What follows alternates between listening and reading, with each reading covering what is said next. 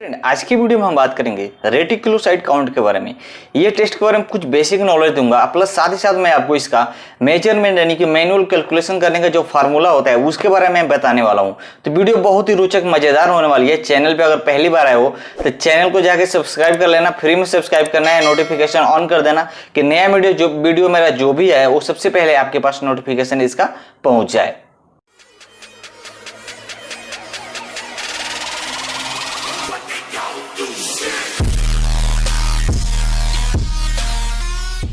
Reticulocyte count में ये major किया जाता है कि हमारे बोन मैरो में जो रेड ब्लड सेल्स होता है वो कितने तेजी से बन रहा है और कितने तेजी से वहां से प्रोड्यूस होकर हमारे शरीर में जगह जगह भागों तक पहुंच रहा है।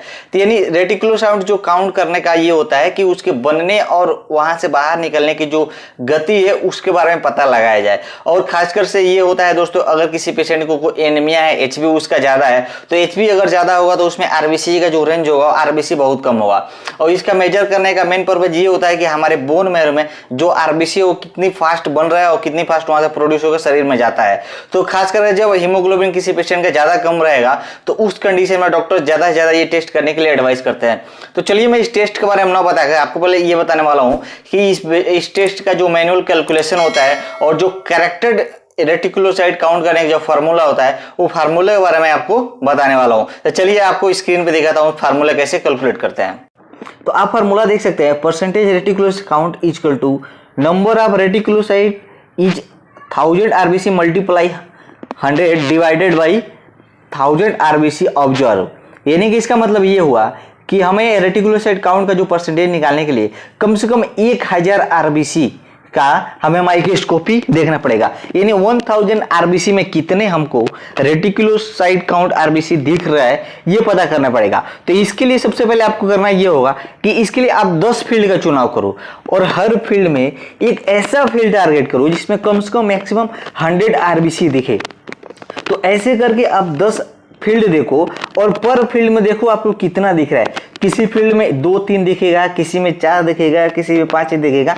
ऐसे करते हुए आपको 10 फील्ड चुनाव करना है और उन 10 फील्ड में आपको जितना दिख रहा है उन सबको प्लस करो। उसके बाद जैसे कि मान लो एग्जांपल के तौर पे आपने 10 फील्ड मिला के 1000 आरबीसी हो गया, पर फील्ड में और 100 आरबीसी देख रहे हो तो उसमें से 25 मात्र 25 आरबीसी में हमको रेटिकुलोसाइट काउंट दिखा है। तो जो फार्मूला के हिसाब से जो ये आपको एग्जाम्पल हुआ तो समझ लो 25 मल्टीप्लाई 100 यानी कि 100 से हमें मल्टीप्लाई करना है और डिवाइडेड बाई हमने जितने आरबीसी से चेक किए हैं। अगर आप यहाँ पे 1000 आरबीसी में नहीं कर रहे हो, कम में कर रहे हो, तो आप जितने से कर रहे हो उतने से ही आपको यहाँ पे डिवाइड करना पड़ेगा, तो जाके ये फॉर्मूला करेक्ट होगा। तो 10 से 1 कट गया, 100 से 100 अगर करोगे आपको तो परसेंटेज में लाने के लिए आपको 2.5% ये रेटिकुलोसाइट काउंट आ जाएगा। यानी कि फार्मूले के आधार पे जो रेटिकुलोसाइट काउंट होगा ये 2.5 होगा, लेकिन ये अनकरेक्टेड माना जाता है।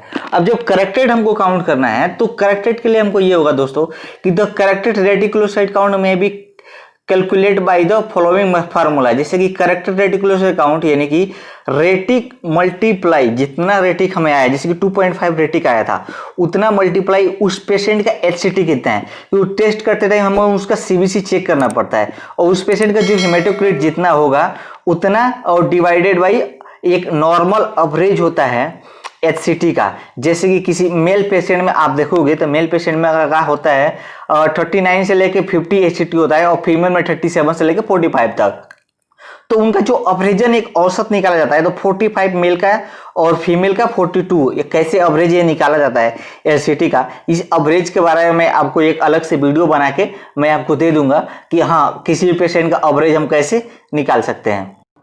तो अब आपको ये देखना है कि जो अनकरेक्टेड जो रेटिकुलोसाइट काउंट है, जैसे कि वहां पे कुछ अलग एग्जांपल था और यहाँ पे कुछ अलग एग्जांपल मैं आपको दे के बता रहा हूँ कि अगर किसी का अनकरेक्टेड जो आ रहा है उस पिछले वाले फार्मूले के थ्रू, जैसे कि मान लो 5% अगर आया है तो उस पेशेंट का उस टाइम अगर हम सीबीसी करते हैं तो एचसीटी हमें 35 मिला हुआ है और अवरेजन जो इसका एचसीटी का ये होता है रेंज होता है वो 45 होता है। या डायरेक्ट आप ऐसे भी कर सकते हो कि एचसीटी मल्टीप्लाई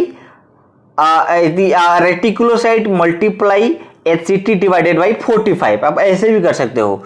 तो जैसे कि यहाँ पर दिखा रहा है 5 × 35 डिवाइडेड बाई 45 इक्वल टू 3.89। तो जो ये करेक्टेड रेटिकुलोसाइट काउंट जो मिल के आ रहा है वो करेक्टेड रेटिकुलोसाइट काउंट हो उसका 3.89। इस तरह से हम निकालते हैं।